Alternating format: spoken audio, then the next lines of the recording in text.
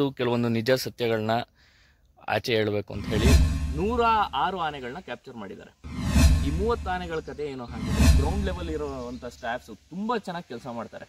ನೀವು ಮೀರಿ ಹೋದಾಗ ಇಂಥ ಇನ್ಸಿಡೆಂಟ್ಗಳು ನಡೀತವೆ. ಒಂದು ಗ್ರ್ಯಾಂಡ್ಸ್ ಆಗಿ ಇವತ್ತಿಗೂ ಕೂಡ ಕೊಡ್ತಿದ್ದಾರೆ. ಇನ್ನ 3 ಆನೆಗಳು ಕ್ಯಾಪ್ಚರ್ ಮಾಡ್ಬೇಕಾದ್ರೆ ಸತ್ತೋಯ್ತು. ಬಗ್ಗೆ ಯಾರು ಧ್ವನಿ ಎತ್ತಿಲ್ಲ. ಆನೆಗಳ ಸಾವು ಕೂಡ ನಿಲ್ಲಲ್ಲ. ಕ್ಯಾಪ್ಚರ್ ಮಾಡಿದಂತ 2 ವರ್ಷದೊಳಗೆ ಸತ್ತೋಯ್ತು.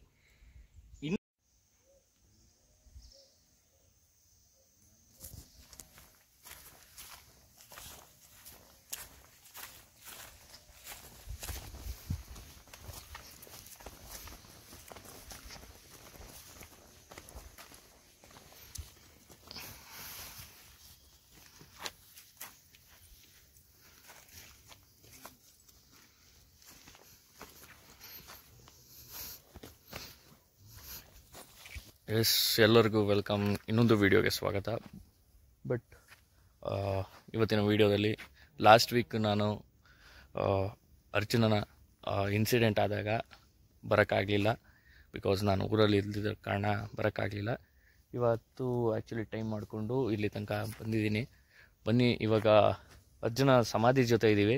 ಆದರೆ ಇವತ್ತು ಕೆಲವೊಂದು ನಿಜ ಸತ್ಯಗಳನ್ನ ಆಚೆ ಹೇಳಬೇಕು ಅಂತ ಹೇಳಿ ವಿತ್ ನಮ್ಮ ಫ್ರೆಂಡ್ ಒಬ್ಬರು ರಿಸರ್ಚ್ ಮಾಡಿರೋವಂಥ ಡೇಟಾನ ಹಿಡ್ಕೊಂಡು ನಿಮ್ಮ ಮುಂದೆ ಒಂದಷ್ಟು ವಿಷಯಗಳನ್ನ ಇಡೋಕ್ಕಿದ್ದೀನಿ. ಸೊ ಬನ್ನಿ ನೋಡೋಣ.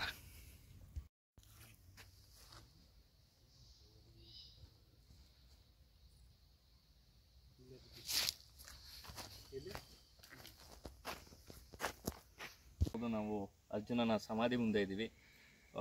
ಈಗಾಗಲೇ ತುಂಬ ಜನ ಜಸ್ಟಿಸ್ ಫಾರ್ ಅರ್ಜುನ ಅಂತ ಹೇಳಿ ನ್ಯಾಯ ಕೇಳ್ತಿದ್ದೀರಾ, ಮತ್ತೊಂದೆಲ್ಲ ಇದೆ. ಸೊ ಹೌದು, ಅರ್ಜುನ ಸತ್ತಿರೋದು ನಮಗೂ ಕೂಡ ನೋವಾಗಿದೆ. ಅಂಬಾರಿ ಆನೆ 8 ಬಾರಿ ಅಂಬಾರಿ ಹೊತ್ತಿತ್ತು, ಅದೆಲ್ಲ ಸತ್ಯ. ಅದನ್ನೆಲ್ಲ ಅಪಾರ್ಟ್ ಫ್ರಮ್ ದಿಸ್ ಏನಂದರೆ, ಇವಾಗ ಆರೋಪಗಳು ನಮ್ಮ ಡಾಕ್ಟರ್ಗಳ ಮೇಲಾಗಲಿ ಗ್ರೌಂಡ್ ಸ್ಟಾಫ್ ಮೇಲಾಗಲಿ ತುಂಬ ಬಂತು. ಒಂದು ಹೇಳೋಕ್ಕೆ ಇಷ್ಟಪಡ್ತೀನಿ, ನಾವು ತುಂಬ ಕ್ಯಾಪ್ಚರ್ಗಳಲ್ಲಿ ಎಲ್ಲ ಭಾಗವಹಿಸೋದ್ರಿಂದ ಒಂದು ಹೇಳೋಕ್ಕೆ ಇಷ್ಟಪಡ್ತೀನಿ, ಒಂದು ಸರಿ ಒಳಗೆ ಬಂದಮೇಲೆ ಆಕ್ಸಿಡೆಂಟಲ್ಲಿ ಏನಾಗುತ್ತೆ ಅಂತ ಹೇಳೋಕ್ಕಾಗಲ್ಲ. ಸೊ ಯಾರು ಬೇಕು ಅಂತ ಆಗಲಿ ಅಥವಾ ಇರ್ರೆಸ್ಪಾನ್ಸಿಬಲ್ ಆಗಿ ಯಾರು ಬಿಹೇವ್ ಮಾಡಲ್ಲ. ಇಲ್ಲಿಗೆ ಬಂದಮೇಲೆ ಅವರಿಗೆ ಆದಷ್ಟು ಏನು ಎಫರ್ಟ್ಸ್ ಆಗುತ್ತೆ ಅದನ್ನು ಹಾಕಿರ್ತಾರೆ. ಅದನ್ನು ಮೀರಿ ಹೋದಾಗ ಇಂಥ ಇನ್ಸಿಡೆಂಟ್ಗಳು ನಡೀತವೆ, ಅದು ಸತ್ಯ. ಬಟ್ ಇದೆಲ್ಲ ಆಗೋದಕ್ಕಿಂತ ಮುಂಚೆನೇ ನಾವು ಎಚ್ಚೆತ್ಕೊಬೋದು. ಕ್ಯಾಪ್ಚರ್ ಅನ್ನೋದು ನಿಜವಾಗ್ಲೂ ನೆಸಿಟಿ ಇದೆಯಾ, ಅದರಿಂದ ನಮಗೆ ಏನಾದ್ರು ಉಪಯೋಗ ಆಗಿದೆಯಾ ಇದುವರೆಗೂ ಅಂತ ಯೋಚನೆ ಮಾಡೋದು ಸಾಕು. ಇವತ್ತಿನವರೆಗೂ ಕ್ಯಾಪ್ಚರ್ಸಿಂದ ಯಾವುದೇ ಕಾರಣಕ್ಕೂ ಆನೆ ಸಮಸ್ಯೆ ಪರಿಹಾರ ಆಗಿಲ್ಲ. ಸೊ ಅದಕ್ಕೆ ಎವಿಡೆನ್ಸ್ ಆಗಿ ನನ್ನ ಹತ್ರ ಒಂದಷ್ಟು ನಮ್ಮ ಫ್ರೆಂಡ್ ಒಬ್ಬರು ತುಂಬ ಚೆನ್ನಾಗಿ ರಿಸರ್ಚ್ ಮಾಡಿ ಎಲ್ಲೆಲ್ಲಿ ಏನೇನಾಗಿದೆ ಅನ್ನೋದ್ರ ಬಗ್ಗೆ ಒಂದಷ್ಟು ಡೇಟಾ ಕಲೆಕ್ಟ್ ಮಾಡಿ ಇಟ್ಟಿದ್ದಾರೆ. ಅದನ್ನು ಹೇಳ್ತೀನಿ ನೋಡಿ. ಅದಕ್ಕಿಂತ ಹೆಚ್ಚಾಗಿ ಫಸ್ಟ್ ಇನ್ನೂ ಒಂದು ಪಾಯಿಂಟ್ ಹೇಳಬೇಕು. 1979ರಲ್ಲಿ ಯಾವಾಗ ಇಲ್ಲಿ ಗೊರೂರು ಡ್ಯಾಮ್ ಅನ್ನೋದು ಕನ್ಸ್ಟ್ರಕ್ಟ್ ಆಯಿತು, ಆ ಕನ್ಸ್ಟ್ರಕ್ಟ್ ಆದಾಗ ಏನು ಮುಳುಗಡೆ ಪ್ರದೇಶ ಆಯಿತು, ಮತ್ತೊಂದಾಯಿತು, ಅವಾಗಿಂದ ಈ ಆನೆ ಸಮಸ್ಯೆ ಅನ್ನೋದು ನಮ್ಮಲ್ಲಿ ಉದ್ಭವ ಆಯಿತು. ಸೊ ಬೇಸಿಕ್ಲಿ ಈ ಆನೆ ಸಮಸ್ಯೆಗೆಲ್ಲ ಕಾರಣಗಳು ನಾವೇ, ಅದನ್ನು ಅರ್ಥ ಮಾಡ್ಕೋಬೇಕು. ಸೊ ಮುಳುಗಡೆ ಪ್ರದೇಶಗಳು ತುಂಬ ಹೋಯ್ತು, ರಿಸರ್ವ್ ಫಾರೆಸ್ಟ್ ಹೋಯ್ತು. ಅಂಥ ಜಾಗಗಳನ್ನ ಹೋದ್ಮೇಲೆ ಇನ್ನು ಜನಗಳು ಏನು ಕಳ್ಕೊಂಡ್ರು ಲ್ಯಾಂಡ್ನ, ಅದನ್ನ ಕೂಡ ಮತ್ತೆ ಏನು ರಿಸರ್ವ್ ಫಾರೆಸ್ಟ್ಗಳು ಅಥವಾ ಒಂದಷ್ಟು ಊರುಡ್ವೆಗಳು ಎಲ್ಲಿ ಆನೆಗಳು ನಿಲ್ಲೋ ಅಂಥ ಸ್ಪಾಟ್ಸ್ ಇತ್ತು ಅದನ್ನೆಲ್ಲ ಕೊಡ್ತಾ ಒಂದು ಗ್ರ್ಯಾಂಡ್ಸ್ ಆಗಿ ಇವತ್ತಿಗೂ ಕೂಡ ಕೊಡ್ತಿದ್ದಾರೆ. ವಿಪರ್ಯಾಸ ಅಂದರೆ ಸೊ ಇವತ್ತಿಗೂ ಕೊಡ್ತಿದ್ದಾರೆ. ಇನ್ನೂ ಎಷ್ಟು ಜನ ಕಳ್ಕೊಂಡಿದ್ದಾರೆ ಅಂತ ನಂಗೆ ಅರ್ಥನೇ ಆಗ್ತಿಲ್ಲ. ಸೊ ಅದರಿಂದ ಏನಾಗ್ತಿದೆ, ಆನೆಗಳು ನಿಲ್ಲುವಂಥ ನೆಲೆಗಳು ಕಮ್ಮಿ ಆಗ್ತಾನೆ ಬರ್ತಾ ಇದೆ ಕಂಟಿನ್ಯೂಸ್ ಆಗಿ. ಸೊ ಈ ಥರ ಗ್ರ್ಯಾಂಡ್ಸ್ ಕೊಡ್ತಾ ಇರೋದ್ರಿಂದ ಆಬ್ವಿಯಸ್ಲಿ ಆನೆಗಳು ನಿಲ್ಲುವಂಥ ಜಾಗಗಳು ಮತ್ತೊಂದು ಕಮ್ಮಿ ಆಗ್ತಾ ಬರ್ತಿದೆ. ಸೊ ಕ್ಯಾಪ್ಚರ್ಸ್ನ ಡಿಮ್ಯಾಂಡ್ ಮಾಡೋರು ನಾವೇ, ಅದೇ ಆನೆಗಳು ಕ್ಯಾಪ್ಚರ್ಸಿಗೆ ಬಂದು ಸತ್ತಾಗ ಮತ್ತೆ ಪ್ರೊಟೆಸ್ಟ್ ಮಾಡೋರು ನಾವೇ. ಅದು ಯಾವ ಥರ ನ್ಯಾಯ ಅನ್ನೋದು ನಮ್ಗೆ ಅರ್ಥ ಆಗ್ತಿಲ್ಲ. ಸೊ ಕ್ಯಾಪ್ಚರ್ಸ್ನ ಡಿಮ್ಯಾಂಡ್ ಮಾಡೋರು ಈ ಸತ್ಯ ಅನ್ನೋದು ಸ್ವಲ್ಪ ತಿಳ್ಕೊಬೇಕು. 2013ರಿಂದ ಒಂದಷ್ಟು ಎಕ್ಸಾಂಪಲ್ಸ್ ಕೊಡ್ತೀನಿ. 2013ರಿಂದ ಇಲ್ಲಿವರೆಗೂ 106 ಆನೆಗಳನ್ನ ಕ್ಯಾಪ್ಚರ್ ಮಾಡಿದ್ದಾರೆ.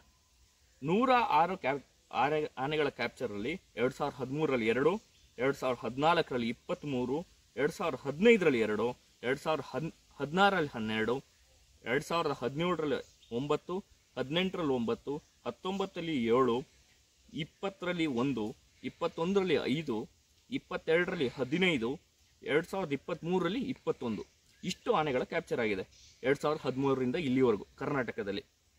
ಅದರಲ್ಲಿ 2013ರಿಂದ ಇಲ್ಲಿವರೆಗೂ ಕ್ಯಾಪ್ಚರ್ ಮಾಡಿರುವಂಥ 106 ಆನೆಗಳಲ್ಲಿ 37 ಆನೆಗಳನ್ನ ಟ್ರಾನ್ಸ್ಲೋಕೇಟ್ ಮಾಡಿದ್ದಾರೆ. ಟ್ರಾನ್ಸ್ಲೋಕೇಟ್ ಇನ್ ದ ಸೆನ್ಸ್ ಈ ಪ್ರದೇಶದಿಂದ ಹಿಡಿದು ಯಾವುದೋ ಒಂದು ಕಾಡಿನ ರೀಜನಿಗೆ ತೊಗೊಂಡೋಗಿ ಬಿಡುವಂಥದ್ದು. ಅದರಲ್ಲೂ ಕೆಲವೊಂದು ಸತ್ತೋಗಿದ್ದಾವೆ, ಅದ್ರ ಡೇಟಾ ಬಗ್ಗೆ ಆಮೇಲೆ ಮಾತಾಡೋಣ. ಬಟ್ ಈ 66 ಏನು ಆನೆಗಳನ್ನ ಹಿಡಿದ್ರಲ್ಲ, ಇನ್ನು ಮಿಕ್ಕಿದ 66 + 3 69 ಆನೆಗಳು ಬಾಕಿ ಇದಾವಲ್ಲ, ಅದನ್ನೆಲ್ಲ ಇದಕ್ಕೆ ಹಾಕಿದ್ರು. ಅದರಲ್ಲಿ 66 ಆನೆಗಳನ್ನ ಕ್ಯಾಂಪಿಗೆ ಹಾಕಿದ್ರು. ಇನ್ನು 3 ಆನೆಗಳು ಕ್ಯಾಪ್ಚರ್ ಮಾಡ್ಬೇಕಾದ್ರೆ ಸತ್ತೋಯ್ತು. 66 ಆನೆ. ಇನ್ನು 66 ಆನೆಗಳಲ್ಲಿ 15 ಆನೆಗಳು ಕ್ಯಾಂಪಿಗೆ ಹಾಕಿದ ತಕ್ಷಣ ಸತ್ತೋದ್ವು. ಇನ್ನು 6 ಆನೆಗಳು ಕ್ಯಾಪ್ಚರ್ ಮಾಡಿದಂಥ 1 ವರ್ಷದೊಳಗೆ ಸತ್ತೋದ್ವು. ಇನ್ನು 7 ಆನೆಗಳು ಕ್ಯಾಪ್ಚರ್ ಮಾಡಿದಂಥ 2 ವರ್ಷದೊಳಗೆ ಸತ್ತೋಯ್ತು. ಇನ್ನು 2 ಆನೆಗಳು ಕ್ಯಾಪ್ಚರ್ ಮಾಡಿದಂಥ 3 ವರ್ಷದೊಳಗೆ ಸತ್ತೋಯ್ತು. ಬರೀ 2013ರಿಂದ ಹಿಡ್ಕೊಂಡು ಇಲ್ಲಿಯವರೆಗೆ ಸತತವಾಗಿ 30 ಆನೆಗಳು ಸತ್ತೋಗಿದ್ದಾವೆ. ಅದ್ರ ಬಗ್ಗೆ ಯಾರು ಧ್ವನಿ ಎತ್ತಿಲ್ಲ. ಇವತ್ತಿಗೆ ನಮ್ಗೆ ಅರ್ಜುನ ಗೊತ್ತು, ಹಾಗಾಗಿ ಮಾತಾಡ್ತಿದ್ದೀವಿ ಹೊರತು ಈ 30 ಆನೆಗಳ ಕತೆ ಏನೋ ಹಾಗಿದ್ರೆ. ಸೊ ಈ ಕ್ಯಾಪ್ಚರ್ ಅನ್ನೋದೇ ದೊಡ್ಡ ಪ್ರಾಬ್ಲಮ್. ಈ ಕ್ಯಾಪ್ಚರ್ನ ಬಿಟ್ಟು ಬೇರೆ ಏನಾದ್ರು ಸೊಲ್ಯೂಷನ್ಗಳನ್ನ ಹುಡುಕ್ತಾ ಹೋದರೆ ತುಂಬ ಒಳ್ಳೆಯದು ಅಂತ ಅನಿಸುತ್ತೆ. ಎಸ್ಪೆಷಲಿ ಈ ಕ್ಯಾಪ್ಚರ್ ಅಂತ ಬಂದಾಗ ಸುಮಾರು ಜನ ಮಾತಾಡಿದರು, ಏನು ಆನೆ ಇಟ್ಕೊಂಡೆ ಮಾಡಬೇಕಾ, ಬೇರೆ ಕಂಟ್ರಿಗಳಲ್ಲಿ ಹಾಗೆ ಮಾಡ್ತಾರೆ, ಹೀಗೆ ಮಾಡ್ತಾರೆ, ಹೆಲಿಕಾಪ್ಟರಲ್ಲಿ ಶಾರ್ಟ್ ತಗೊತಾರೆ ಅಂತ. ಈಗ ಸುತ್ತ ನೋಡ್ಬೋದು, ಈ ಸುತ್ತ ನೋಡಿದ್ರೆ ಈ ಜಿಗ್ಗಿನೊಳಗಡೆ ನೀವು ಹೆಲಿಕಾಪ್ಟರು, ಡ್ರೋನು, ಮತ್ತೊಂದು ಟೆಕ್ನಾಲಜಿ ಯೂಸ್ ಮಾಡಿ ಯಾವುದೇ ಕಾರಣಕ್ಕೂ ಆನೆಗಳನ್ನ ಹಿಡಿಯೋಕ್ಕಾಗಲ್ಲ. ನಮ್ಮ ಪ್ರದೇಶಗಳಲ್ಲಿ ಆನೆಗಳನ್ನ ಹಿಡಿಬೇಕು ಅಂದರೆ ಆನೆಗಳೇ ಬೇಕು. ಸೊ ಹಾಗಾಗಿ ಎಲ್ಲಿ ತನಕ ಕ್ಯಾಪ್ಚರ್ಗಳು